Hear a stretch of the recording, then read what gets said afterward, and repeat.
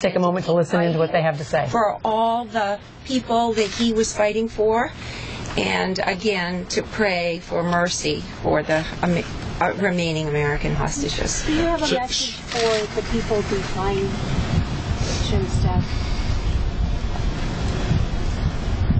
We beg compassion.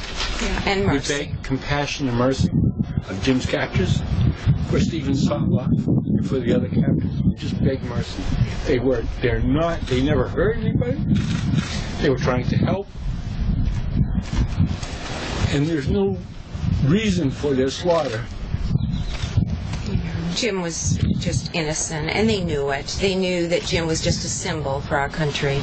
And it's that hatred that Jim was against. Jim was there to hear the truth and bear witness to the love and the suffering, the hopes of the people to be free, like we are. And they knew that. So, yeah. So we've done this before. So let her rip. In the speech that he was supposed to give, he mentioned his brother in the Air Force. In the what? Yeah. Oh, he did. How is that brother? You know, I mean, all the brothers. I mean, Jim was the oldest. Jim was just so loved. I mean, he was the big brother. And one of the reasons he was drawn to conflict journalism was because of his brothers in the military. He, as a matter of fact, one of his first assignments was in Afghanistan, where his Air Force brother was stationed at the time. And so I think Jim wanted to be there. He wanted to be there where John was. He wanted to cover what was happening at the human level. So, actually, before that, he was with the Indiana National Guard in Iraq. It was the largest single state contingent sent, and he was able to write articles that would humanize the soldiers, and actually were sent back to their local newspapers. And the parents of these soldiers were so grateful because they had some news about their children. And again, there was a humanizing nature of Jimmy. Yes, there's a war. Yes, there's conflict, but there are people involved, and there are feelings involved, and there's sacrifice involved. And he felt that was worth sharing, and I couldn't agree more. Your other son is also.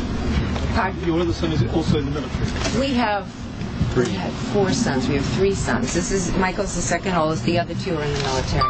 And one of the things we have a Navy nurse also. And we have a Navy nurse, but she's not a son. To speak to John in the Air Force, his little girl said to me this morning, Mimi, when I heard about Uncle Jim, my heart was broken. And that's the way we feel. She's 5. She's 7 yesterday. She's 7. I'm sorry. 7, dear. She feels, but when she, that just expresses it. We all, And her name is? Rory. R-O-R-I. And she said it all. Could you talk a little bit about his decision? Obviously, it was a very difficult time for your family when he was in captivity previously. About his decision to go back and those conversations that you had. I mean, was he just felt that this was really his mission to go back there, and was that hard for you all? Oh, absolutely. I think it made some of the siblings mad, understandably. I mean, Michael led the charge when he was in Libya tirelessly to do everything he could to get him out. So there were many emotions coming out. Some of the siblings were angry. How could you do this to us? We were taking it personally. And, we just tried to talk to him about, Jim, you have so many gifts. Why are you doing this? We were at the point of considering fundraising / ransom prior to Jimmy's death. And we were making a video, which I'm sure is going to come out. Mm-hmm. It's a video of all of Jimmy's experiences and all the people, many of the people whose lives he's touched. And that's going to continue, no matter, despite his death. But one of the comments from one of the experts actually was the person who runs CPJ. Joel Simon. Joel Simons, thank you. Please get that right. Joel said, when asked, why did he go back? And the answer was, well, why do firemen keep going back into the blazing homes? because it's a job. And he felt this was his job. This was his passion. So he's not crazy. He was not crazy. He was motivated by what he thought was doing the right thing, and which gave him energy to continue. Because one time I remember right in our kitchen, I said, Jenny, you have so many gifts. I mean, you can do so many things. Why go back and do this? All right, we'll be right back after this short break. I found my passion. I found my vocation.